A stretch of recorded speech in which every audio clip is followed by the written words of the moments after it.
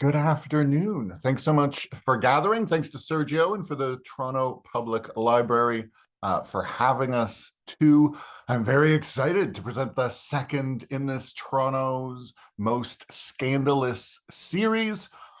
And this week, we have another slate of pretty, I guess, delicious stories. This week, we're talking all about political intrigue. Toronto has had, as I'm sure you're all very aware already, many political scandals, including in recent years, but that history of scandalous politics in Toronto goes all the way back, basically right to the founding of the city and beyond.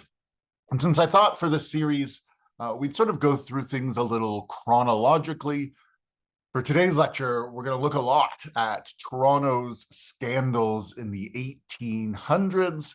We'll get into the 1900s a little bit at the end. But there are tons of scandals in sort of the Victorian era and a little before that I think have a lot to teach us about the city and sort of how a lot of its political foundations were laid through these stories of intrigue and scandal. As I say, it goes back to the very early days of Toronto, back even when it was still the little muddy town of York. This is what York looked like in 1817. So it's a couple of decades since the city was founded on this indigenous land. There's still only, I think, thousands of people living here at the time. We're looking, this is the island before it was even an island. That's the Gibraltar Point Lighthouse. So you can barely even see the town off in the distance because it's still mostly just a collection of small buildings scattered right along the waterfront. But it was a town that was sort of soaked in political scandal. One historian once said that the very air of York was in fact fetid with scandal. And sometimes those scandals could even turn deadly, while at the same time having a huge impact on sort of the future of Toronto and of Canada as a whole. One of the most dramatic stories in sort of the early history of Toronto as a settlement took place in the summer of 1817 on a very stormy morning in a farmer's field, which back then was very much the countryside, but today is located in the heart of downtown Toronto.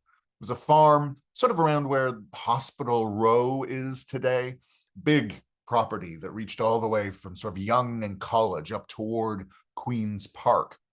And it was on a stormy morning on July 1817 that a few young men gathered in this field because this was one of the preferred locations in our city for duels to be fought. And that's exactly what these young men were planning to do that day. They headed there at dawn, waited for a storm to pass, and then as the weather improved, they headed out together into that soggy farmer's field at dawn to have this duel fought. The two young men at the center of this duel, the two who were absolutely murderously angry at each other, they took up their positions a few meters apart, pistols at the ready, and their friends started counting. It was supposed to be 1, 2, 3, and then they'd be allowed to fire and sort of settle this disagreement by trying to murder each other from close range, as gentlemen did. But this duel wouldn't go as planned. Their friends started counting 1, 2, and then before they got to 3, one of those young men fired early. And that decision and what happened next sort of set in motion a whole series of dominoes, a cascading series of events that helped lead Canada to become a real democracy, which is especially remarkable given that these two young men were from two of the most anti-democratic families in the city. And really, to understand the importance of this duel, the scandals attached to it, and the impact it had, helps understand the social scene and the political machinery that these two young men were part of. Both of them, Samuel Jarvis and John Rideout, were from families that were part of what was known as the family compact, a name I'm sure some of you will have heard before, which was the small group of very conservative, very Tory, very British, very Protestant elites who kind of ran things in the town of York in their own best interest. They believed very much in its founding vision, which we will have talked about a bit last month, talking about John Graves Simcoe's founding of Toronto to be an incredibly conservative British Protestant town, sort of a counterexample to the United States and its more democratic ways. And the family compact sort of carried on that vision. They wanted Toronto to be very Tory, very British, very Protestant indeed. And they were nicknamed the family compact because it was really just a few families who had sort of an informal agreement to share power amongst themselves, keep all the power and privilege in their own hands.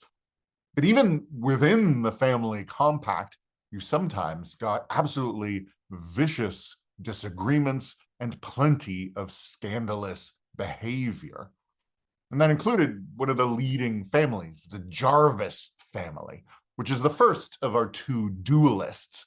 Samuel Jarvis was the son of William Jarvis, a powerful political figure, one of the early settlers in town, who absolutely despised the Rideout family. Now, the Jarvises don't seem to have gotten along with much of anybody in the town of York. They're one of the most notorious families in the whole history of the city. It's in part because the Jarvises were slaveholders who enslaved people in town and on their country estate. And they were despised in part at the time because they just don't seem to have been particularly pleasant people. They had lots of rivalries with other families within the family compact, and the Rideouts more than anyone else. William Jarvis and the father of the Rideout family, I think Thomas, had both been up for the same government job at one point, and one of them got it, the other one didn't, and the two families had hated each other ever since. And they passed that feud down to their children. Samuel Jarvis grew up knowing the Rideout's boy, John, very well. They went to the same school together, went to the same church together. They were literally next door neighbors in town, and they absolutely despised each other. They say they have schoolyard disagreements that would lead to both families refusing to even speak to each other for, I think, weeks on end. And it all came to a climax in 1817 when Samuel Jarvis and John Rideout, who we don't have a surviving image of, were found brawling in the street on King Street, just absolutely trying to wail on each other. So much so they had to be literally pried off each other in the street. I think one of them had even grabbed a stick and tried to break the other one's arm. And they were still so furious at each other that that's when they decided to challenge each other to a duel. And so they headed out into that farmer's field at dawn that day, that July day, intent on trying to kill each other. And that's when everything went wrong. They counted their friends, their seconds, 1, 2. And in that moment, John Rideout, who was still just 18 years old, seems to have gotten scared, fired his pistol early, took his shot at Jarvis, while also starting to run away in the opposite direction. So Jarvis would have a harder time hitting him. And his shot missed its target. He didn't hit Jarvis. And no one was entirely sure what to do at that point, because Samuel Jarvis hadn't had his opportunity to fire his pistol. So they all got together, had a little huddle, and decided that the honorable, reasonable thing to do was for the two young men, the teenager and Jarvis, who was still in his early 20s, that they should head back into the field, take up their positions again, and Samuel Jarvis would get a free shot. And so that's what they did. They headed back out. Samuel Jarvis took his pistol. And in this moment, people say the honorable thing for him to have done would have been to raise his pistol into the air and fire it into the sky. People did that in duels all the time already, so they could say that they were brave and courageous without actually having to kill anyone. But that's not what Samuel Jarvis did. Samuel Jarvis took careful aim, squeezed the trigger, and his bullet, his ball, hit John Rideout square in the chest. So Samuel Jarvis killed the teenage John Rideout, who was then laid to rest in a little cemetery around the old St. James Church at the corner of King and Church, the same spot where St. James Cathedral stands today, and where you'll still find John Rideout's gravestone. It's in the entrance to the cathedral, just off King Street. And it's carved with some of the family's feelings about this duel. It talks about how John Rideout, 18 years old, had lots of bright prospects. He was a law student who looked like he would go on to great things. But as this gravestone puts it, a blight came and he was consigned to an early grave. That blight being Samuel Jarvis and that deadly duel. John Rideout's mom is said to have waited outside the doors of the church every Sunday to be able to berate the guys who were involved, not just Jarvis, but especially one of the seconds, John Rideout's friend, who had been there that day. And the memory of this duel was not soon forgotten. Duels were technically illegal in Upper Canada, in what's now Ontario. While the coroner said that the bullet must have killed John Rideout instantly, Samuel Jarvis and the seconds all agreed that he had actually lived just long enough to use his final words to forgive them all and absolve them of any and all legal responsibility for what had happened in that field that morning. But since duels were illegal, Samuel Jarvis was arrested and put on trial for murder. Still, people back then seemed to have thought duels were the most reasonable way to settle these passionate disputes. Suspect they thought they were just pretty cool too. And juries back then were known to be notoriously lenient. Plus, beyond all of that, Samuel Jarvis was a member of the family compact, and they had an immense amount of power. They controlled sort of the establishment in the city, including the court system. And so Samuel Jarvis, even though he'd clearly killed John Rideout in an illegal duel, wasn't found guilty of murder and was allowed to go free and carry on his life as sort of a petty and corrupt government official. But the duel would still have huge implications because it gave the enemies of the family compact plenty of ammunition to use against them in the popular press. The family compact were very much part of the Tory party, big supporters and members of it, but there was a growing new political party, an opposition force in town, who become known as the Reformers, the Reform Party. Nothing to do with Preston Manning in the 1990s. These reformers believed in the idea of more democracy, that our elected representatives should have the final say. The family compact and the British governor who supported them shouldn't have a veto over Canada's elected parliament. They supported this idea of responsible government, which is the system we have today, but back then was seen as radically controversial. And the most radical of all of the reformers was this guy, a name I'm sure some of you will know, William Lyon Mackenzie, who would become famous as the rebel mayor. He was a big thorn in the side of the family compact.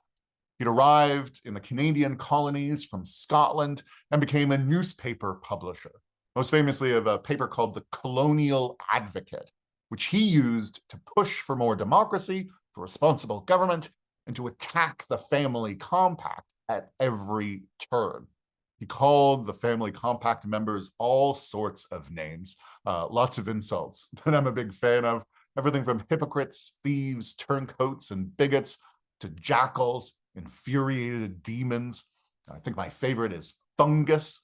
And he's actually the one who popularized that nickname of the family compact, sort of criticizing them for the way they kept power in their own hands.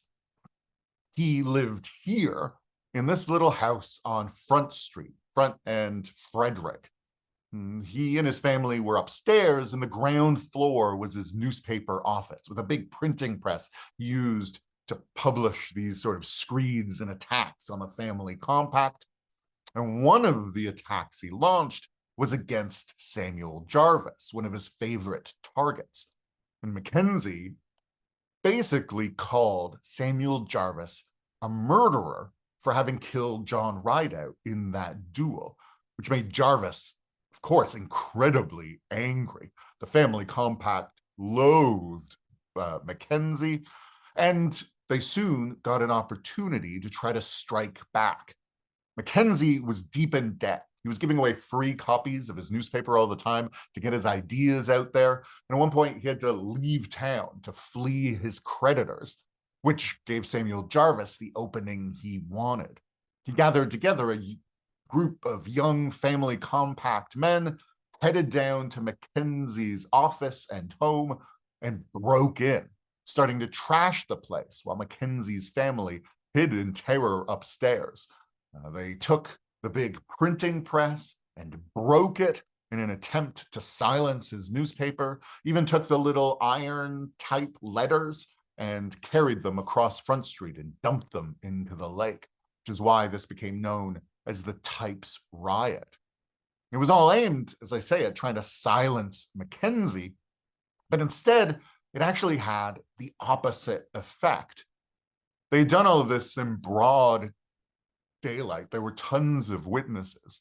And so when Mackenzie came home and found out what had happened, he sued for damages.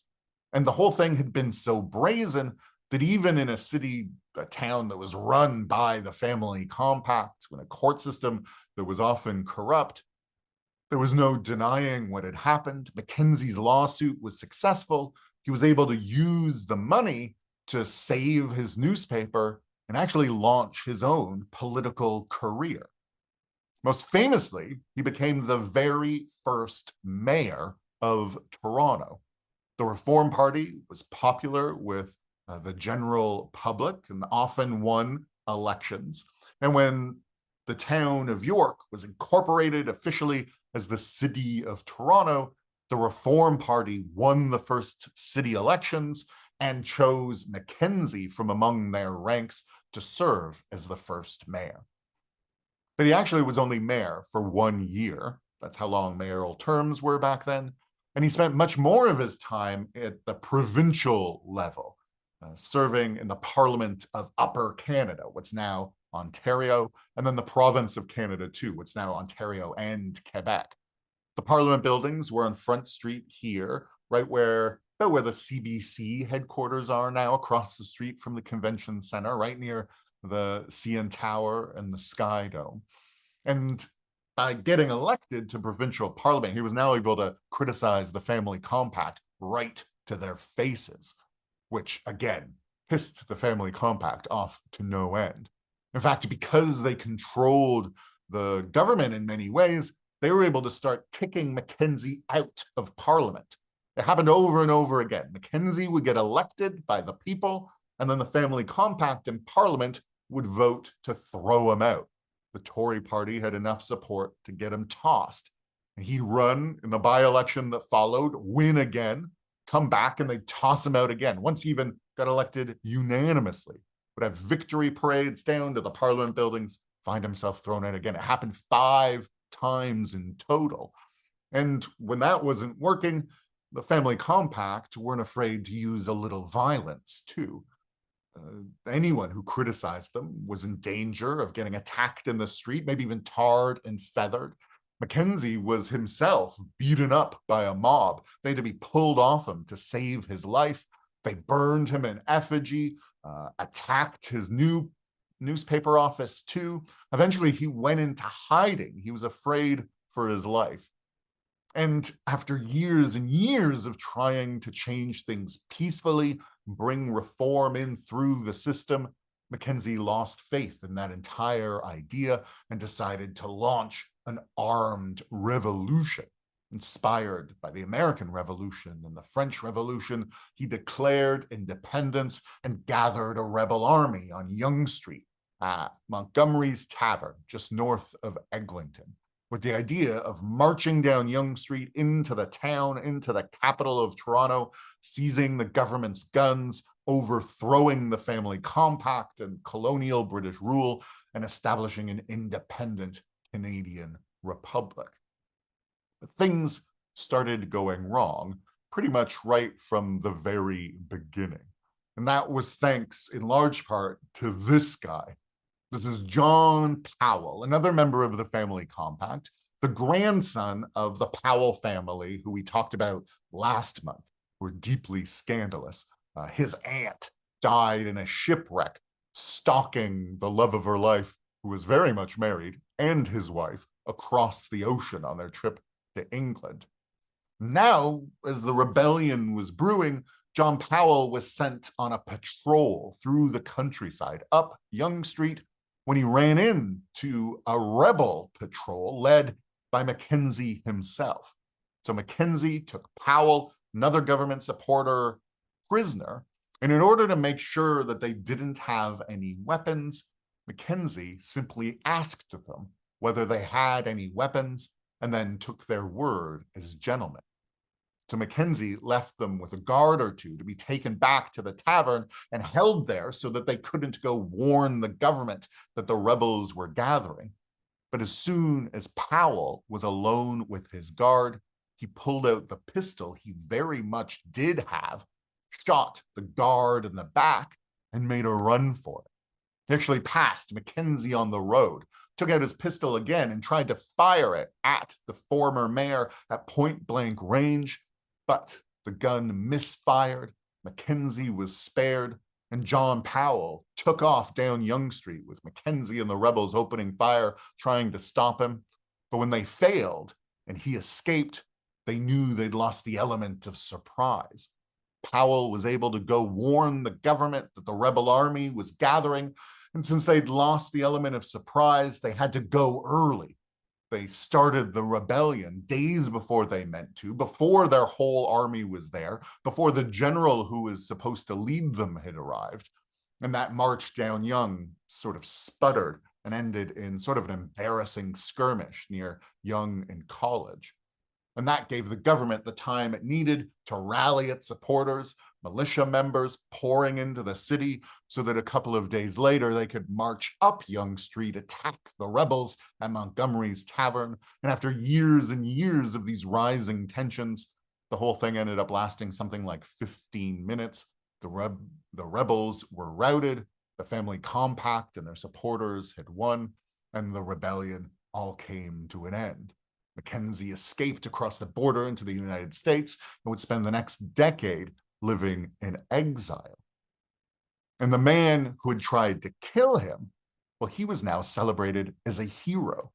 When Toronto had its next municipal election, it was the Tories who won, and they chose John Powell, who had shot that rebel in the back, to be the mayor of the city. Some have called him a murderer for what he did that day, but the Tories called him the savior of Toronto. Some sources suggest he was actually elected unanimously by city council to serve as the mayor. His time in office, which was a few terms long, was mostly dominated by him trying to improve security, investing in the militia, expanding the police force, kind of trying to keep a hold on this violence and crack down on dissent. In the wake of the rebellion, About 1,000 people were arrested, even though there had only been 500 rebels. Anyone who seemed to be suspected of involvement or rebel sympathies was rounded up, sent to jail. They actually ran out of space in the jail and started jailing people inside the parliament chamber. Many were convicted of treason, dozens sent off to live in exile in the penal colonies of Australia. 2 were even hanged. Samuel Lount, a blacksmith, and Peter Matthews, a farmer. And so in the wake of the rebellion, all the most radical reformers were gone. They'd either been killed in the fighting, hanged, exiled to Australia, or the lucky ones managed to escape across the border into the United States, but not allowed to return. And so the only people left here to carry on the reform movement and to keep pushing for responsible government were people like Robert Baldwin. We also talked about last month. He's the guy whose final wish was for his corpse to be sliced open after death and given the same kind of cesarean section incision that had killed his wife years earlier. And he believed in peaceful reform and this idea of responsible government. And he allied himself with his Montreal equivalent, Louis Hippolyte Lafontaine, even asked Lafontaine to run in a Toronto riding. Lafontaine's supporters had been blocked by voting by a Tory mob in Montreal, and so Baldwin had Lafontaine run here, and a Francophone Catholic reformer from Montreal managed to win a seat in Tory Protestant Anglophone Toronto.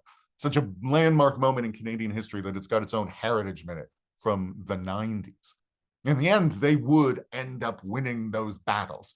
They were being elected with such resounding majorities that the British had to recognize that Canadians were demanding real control over their own affairs, that they were demanding responsible government, and we've had that system ever since. But they faced plenty of pushback while they were doing it. One year, they won a huge victory in 1841, and the Reform Party threw a big victory parade through the streets of Toronto, headed down Church Street with a big marching band, people singing songs, celebrating this big victory, right up into the point where they got to the corner of King Street, which is where the Coleraine Tavern stood, on the northwest corner of King and Church, right across from where the cathedral is now. And the Coleraine Tavern was known to be a bastion of Toryism, of the family compact, owned by one of their biggest supporters.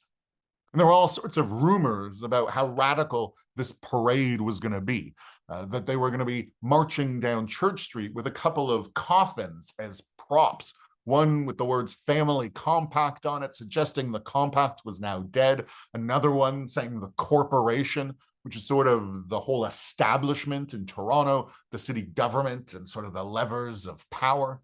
And this so angered the Tories, especially, I think, young men, that they attacked the parade.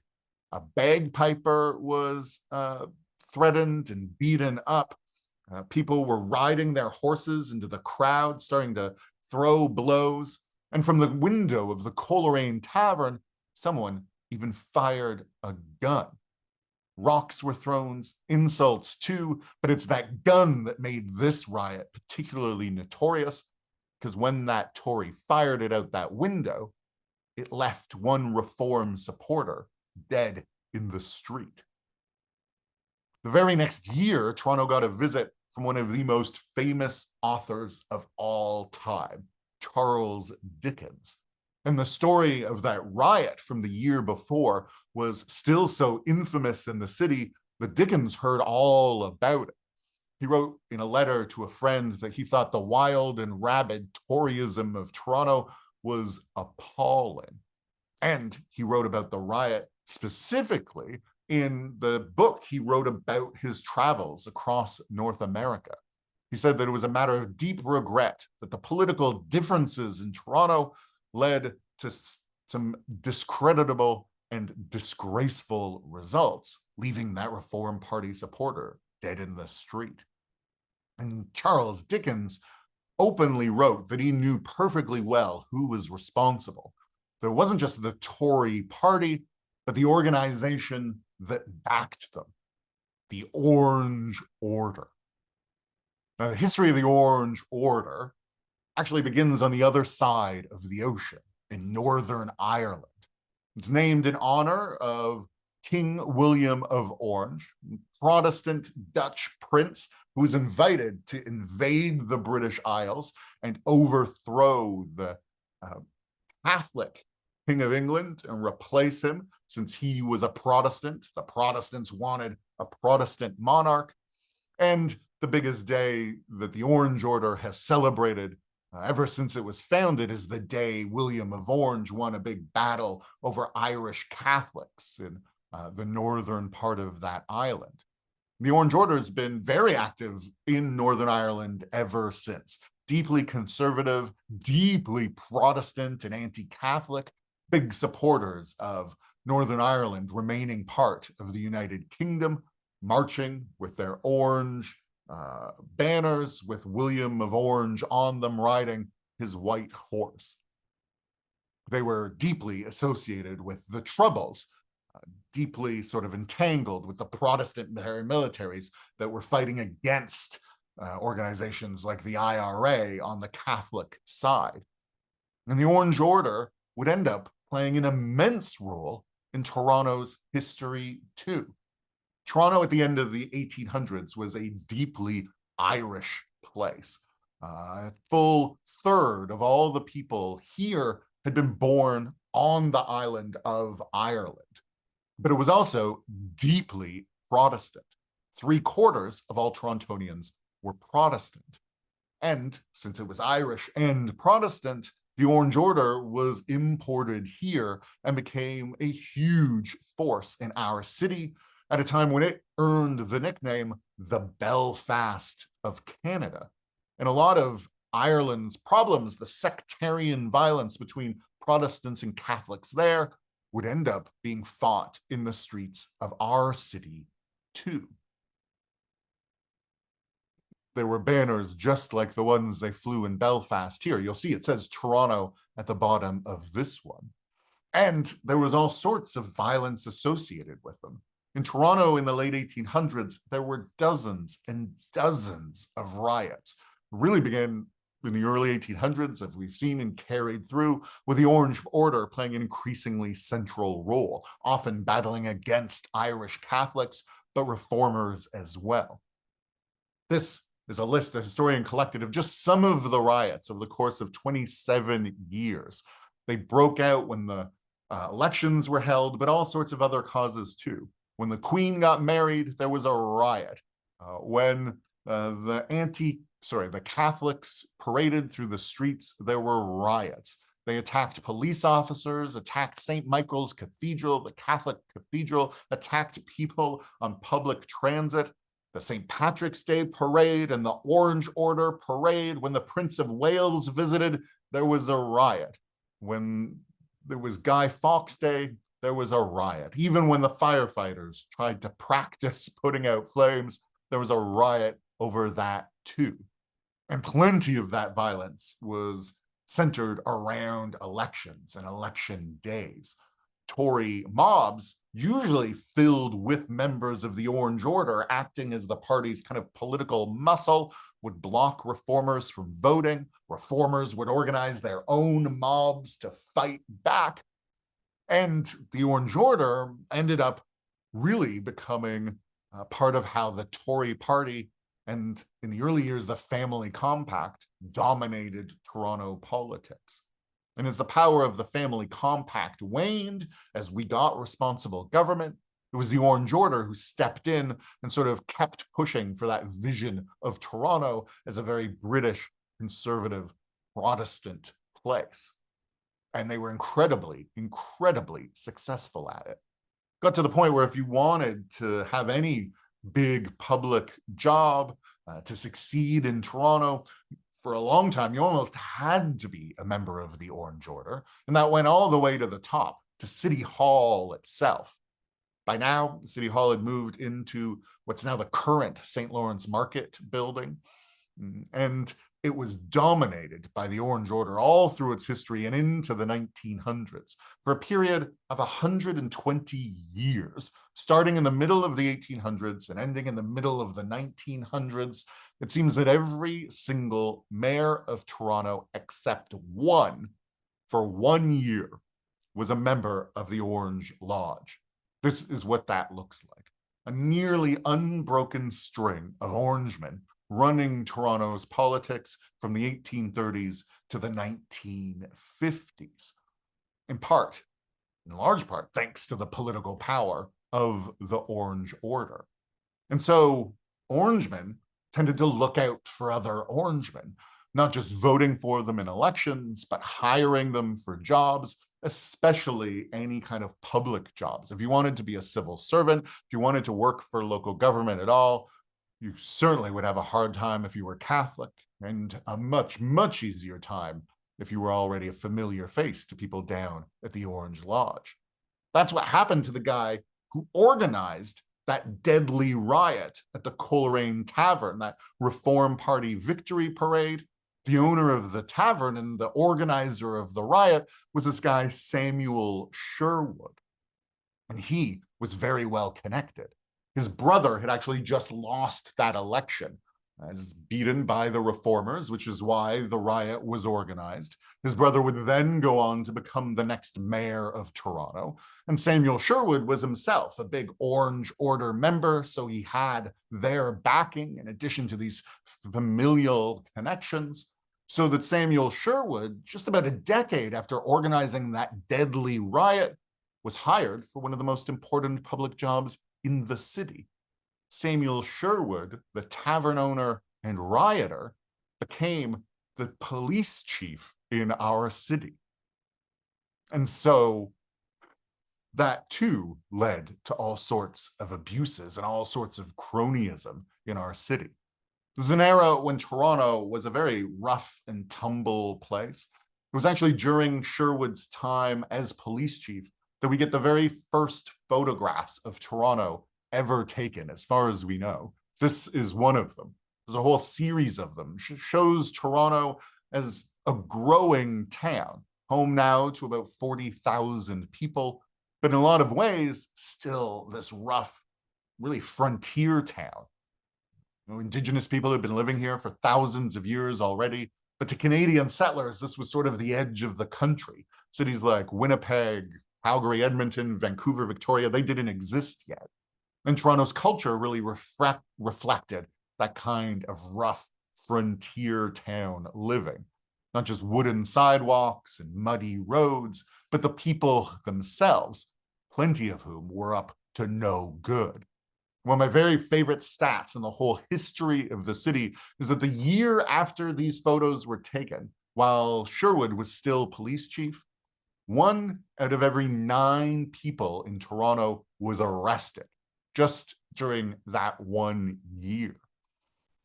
There was all sorts of rowdy behavior, lots of it driven by alcohol. They say there were 125 taverns in town, 200 beer shops on top of that.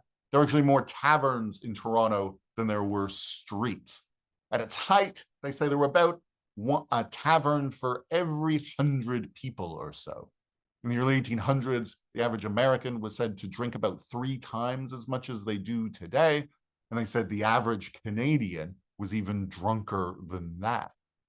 And on top of all these drinking establishments, there were also countless brothels. Even decades later, one journalist joked, houses of ill fame in Toronto? Certainly not. In fact, the whole city is one immense house of ill fame, the roof of which is the blue canopy of heaven during the summer months, that the whole place was just filled with this kind of thing. We don't know exactly how many there were, since it was all very illegal and all secretive. No one was taking out business licenses.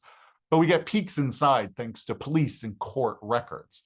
We know, for instance, a bit about the women who would have worked in these brothels, the sex workers themselves, most overwhelming majority of whom were women, and who were the ones who were most discriminated against in the city. 79% of them were Irish, and most of them Catholic in a city that was deeply Protestant and deeply anti-Irish Catholic. Lots of them incredibly young, too. Most under 30, but lots of them even younger than that. Plenty of teenagers working in these brothels as well, which we know thanks to the records of the charges being laid in court for the kind of offenses that would have been levied against sex workers. And we know some of the addresses of these brothels, too, thanks to those court cases. We know that there were plenty right along this drag, the main street in Toronto back then, King Street East. And then a particularly notorious one was somewhere just off the left edge of this photo, just right around King and Jarvis, King and George or so, is where there was a brothel that used an oyster shop as a front. And the neighbors were sick of all the noise, all the carrying on deep into the night. And so they wanted this brothel shut down. And to do this, they went to the landlord of the brothel, assuming he would put an end to it, because he was himself one of the most powerful of all Torontonians from a very stereotypically respectable family back then. William Henry Bolton, the landlord of the brothel, was in fact serving as mayor of Toronto at the time. He'd grown up in a family compact family. He lived at the Grange Mansion, which is now part of the AGO, and became a big Orange Lodge member too. And that's actually seems to be why he refused to do anything about the brothel, because he was making money off it and he knew he was untouchable. It wasn't landlords, and often even the people running the brothels, certainly not the customers, the men who went to them, who faced the legal repercussions. It was almost always the sex workers themselves who could be fined, but also were often unable to pay the fine and would end up being sent off to do hard labor instead, things like breaking rocks. And so Bolton knew he wasn't going to get in legal trouble for the fact that he was able to charge inflated rents like landlords did and make a profit off the fact that the brothel was running in his building. He refused to do anything about it. And eventually the neighbors of the oyster shop decided to go public with their concerns. Sparked a huge scandal, as you would imagine, that the mayor was the landlord of a brothel. The Globe covered it extensively, but it wasn't even known as the Bolton affair. Instead, it was called the Bloxham affair, because it wasn't Bolton who found himself charged for it. It was the black man, Daniel Bloxham, running the brothel, who was the only one dragged into court. That court case, the Globe said, was utterly disgraceful, just a complete farce. The judge in the case was Bolton's own uncle, one of the most powerful members of the family compact, John Beverly Robinson, and he had his nephew, the mayor, Bolton himself, sitting at his elbow as an associate during the case. So, of course, Daniel Bloxham was found guilty while Bolton got off scot-free. The Globe said it was the most indecent thing they had ever seen in Canada. And it was far from the only brothel scandal. Now, Bolton wasn't charged, didn't face legal repercussion, but there was a political cost. When new municipal elections were held in the new year, he was turfed out of office. But he was still a powerful member of the Orange Order who was able to wait a decade and then run again and found himself mayor a second time. Though this time, he would end up at odds with some of the most powerful members of the Orange Order. As I say, it wasn't the only brothel in town or the only big scandal, political intrigue that centered around one. We know in this view of King Street West, looking out toward Roy Thompson Hall is today, that there was another brothel somewhere around here, near where the TIFF Lightbox is today, that was run by a woman named Mary Ann Armstrong, and where on a July day in 1855, the brothel was visited by some circus clowns from a visiting American circus, who, while they were there, ran into some local Toronto firefighters. We don't know exactly how the fight broke out, Some say the clowns cut in line in front of the firefighters. Some say one knocked a hat off a firefighter's head. What we do know is that that fight must have been vicious. Circuses back then were very rough places. They were used to fighting brawls. These circus clowns would have been experienced street fighters.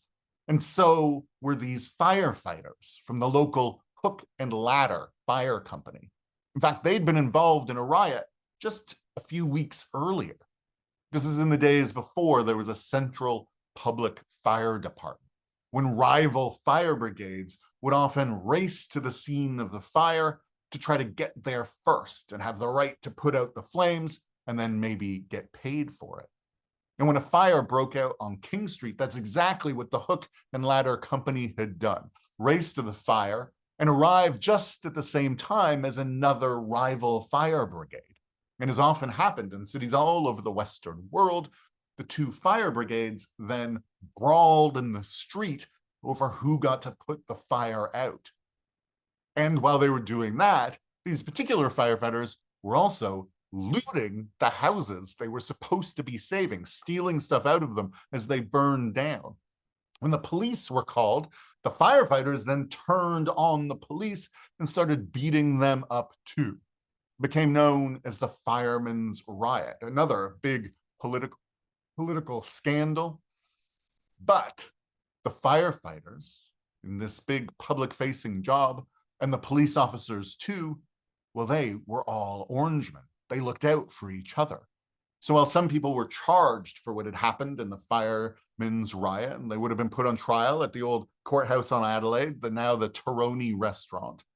Well, when it came time for the police to testify against the firefighters, suddenly they couldn't remember the names and faces of any of the guys who had been beating them up. The Globe said that clearly a compromise had been effected between the constables and the firemen, who are, as the Globe put it, too much birds of a feather long to differ, by which the newspaper meant the firefighters and the police officers were all Orangemen. The Examiner said it was utterly disgraceful and actually called for the entire police force to be reconstructed because it had proven itself utterly corrupt. So this sets the scene for the brawl at the brothel. And while we don't know how it started, we do know how it ended. The circus clowns ended up winning the fight. Got a little band-aid and a black eye for you on those firefighters. One of them was pretty seriously injured, I think broken arm or something like that. And they ended up retreating while the circus clowns were able to enjoy the rest of the night in peace. But they had picked the wrong fight with the wrong guys on the wrong night of the year. These firefighters were all Orangemen in a deeply orange city, and this night just happened to be July the 12th, the anniversary of William of Orange's big victory in the 1600s over Irish Catholics, the biggest day on the Orange calendar, when passions would have been especially strong. And so the next day, a crowd gathered at the Fair Green on Front Street by Berkeley, where the circus had pitched its tent, an angry orange mob bent on revenge. They started hurling insults at the circus performers. Murder the damn Yankee son of a bitches, some of the people are said to have called. Obviously, Blue Jay fans already, 120 years before the baseball team was founded. Even more chilling, one of them screamed, "We'll have the livers out of them." They started hurling stones along with the insults and attacked the circus, pulling circus tents down, setting them on fire, leaving circus performers scrambling to take cover in the water of the lake. When the police were called, they, Samuel Sherwood's force, basically did nothing about it. They stopped them from setting fire to the cages of the animals, but that was pretty much it. These police officers under Samuel Sherwood were more used to joining riots on the orange side rather than putting an end to the violence. Eventually, the mayor himself, George William Allen, the guy that Allen Gardens is named after, had to come down in person. And even though he was an Orangeman himself, he thought this violence was getting out of hand.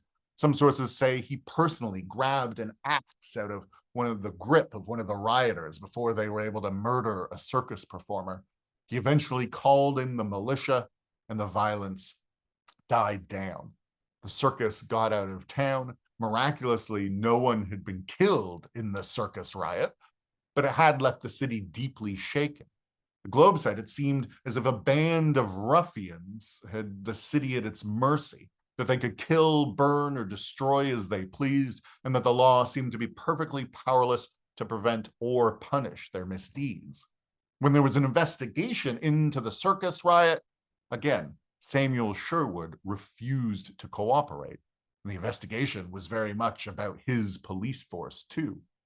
And the scandals kept coming for Sherwood. Just a few years later, the St. Patrick's Day parade was attacked as it was marching by St. Lawrence Hall at King and Jarvis. An Orangeman rode his horse and wagon into the parade, and fights broke out. The parade was associated with Irish Catholics, and so the Orange Order were looking to stamp it out. In the end, a stable hand, an Irish Catholic, was murdered by that orange mob, pitchforked to death.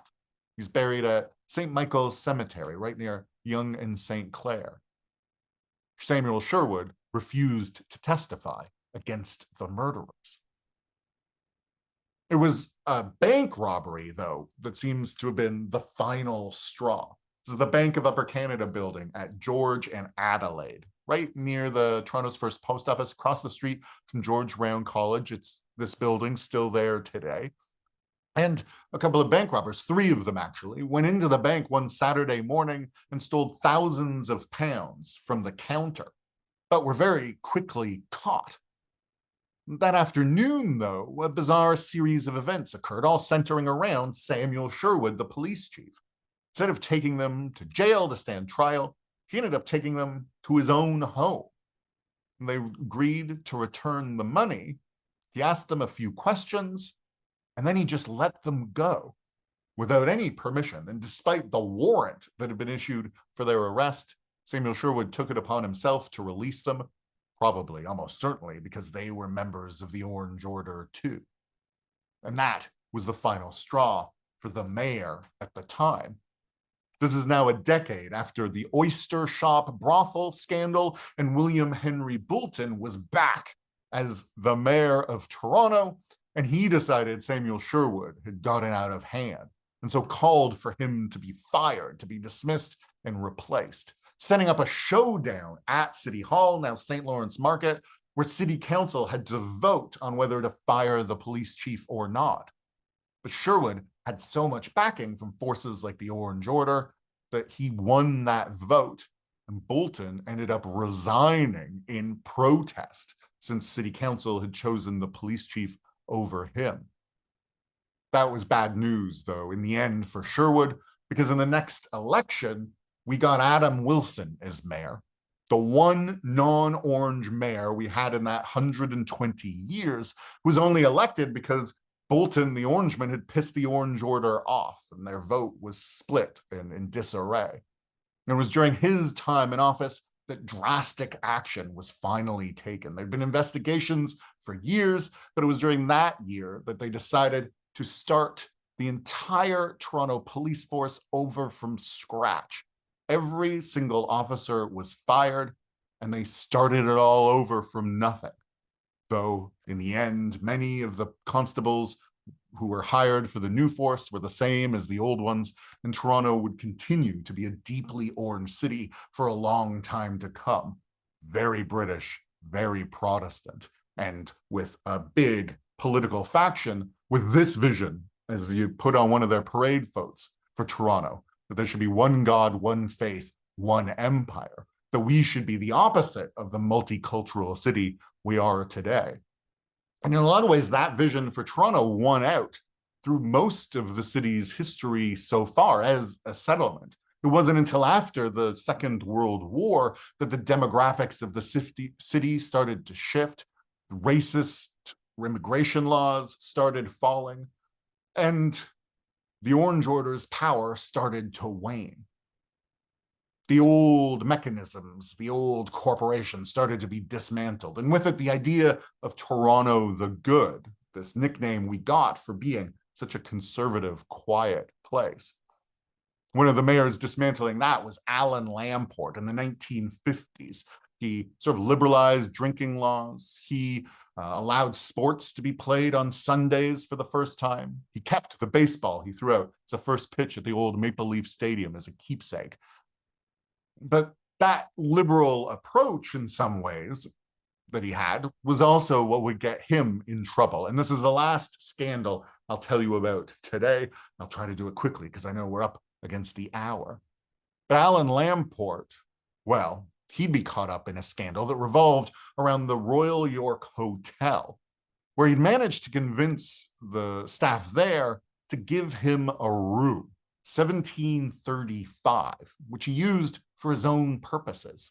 You can find people heading up the elevator to the 17th floor where Alan Lamport would hold parties. Lots of booze, lots of free food, and lots of the most powerful people in Toronto being wined and dined, making backroom deals away from the prying eyes you might find at City Hall.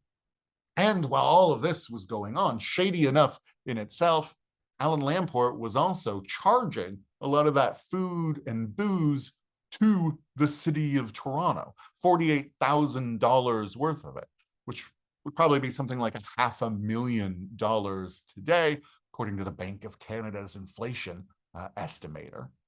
When the news broke, it was, of course, a huge scandal that the mayor had been doing this. Though Lamport pointed out a lot of the people criticizing him now and attacking him on city council had been the ones enjoying that free food and drink at his parties. In the end, it wouldn't bring his time as mayor to an end because he had actually already resigned. The timing's suspicious enough that I wonder whether he knew maybe the scandal was going to break because he had made the decision to take the odd move of taking what seems like a demotion. He had left being mayor of Toronto to become the head of the TTC instead. He was the big champion of our subway system at the time. And the guy who replaced him, who was appointed as his interim successor, well, he was the last of that nearly unbroken chain of orange mayors. Leslie Saunders was maybe the most orange mayor our city has ever had. He was Deputy Grand Master of the Orange Lodge in Canada at the same time he was serving as Mayor of Toronto. He would go on to become the head of the entire worldwide Orange Order. He'd gotten his start by writing and editing an orange newspaper, and when he felt it wasn't radical enough, he started another one of his own.